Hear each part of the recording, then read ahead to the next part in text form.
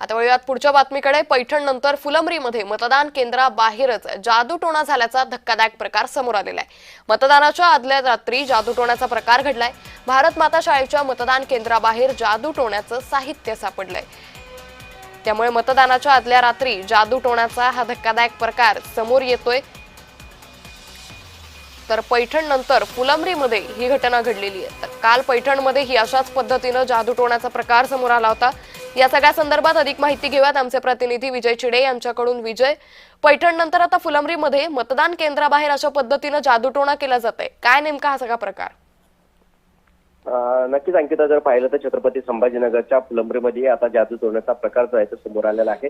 आज सकाळी 7:30 वाजल्यापासून जर पाहिलं गेलं तर मतदान प्रक्रियेला सुरुवात झालेली आहे। मात्र मध्यरात्रीच हे संपूर्ण प्रकरण घडल्याचं पाहायला मिळतंय।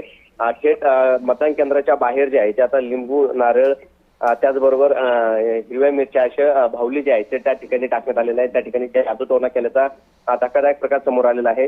फुलंब्रीतील भारत माता शाळेच्या बाहेर जे मतदान केंद्र आहे त्या ठिकाणी हे संपूर्ण प्रकरण समोर आलेलं आहे। त्यामुळे आता प्रशासन देखील त्या ठिकाणी दाखल झालं होतं। मध्यरात्री संपूर्ण पाहणी देखील करण्यात आली होती। त्याचबरोबर जर पाहिलं गेलं तर हे कोणी केलं याचा शोध जो आहे तो आता प्रशासन घेत असल्याचं पाहायला मिळत आहे। मात्र कुठेतरी जर पाहायला गेलं तर पैठणमध्ये यापूर्वी जादूटोण्याचा प्रकार जो आहे तो समोर आला होता, त्यानंतर आता फुलंब्रीतही समोर आलेला आहे। कुठेतरी अंधश्रद्धेला बळी पडत असल्याचं पाहायला मिळत आहे। कारण अनेक भागांमध्ये जर पाहिलं गेलं, पैठण असेल, फुलंब्री असेल, या ठिकाणी हा जादूटोण्याचा प्रकार जो आहे तो समोर आलेला आहे। मात्र हा प्रकार नेमका कुणी केलाय आणि प्रशासनाकडून या संदर्भात चौकशी कशा पद्धतीने सुरू आहे?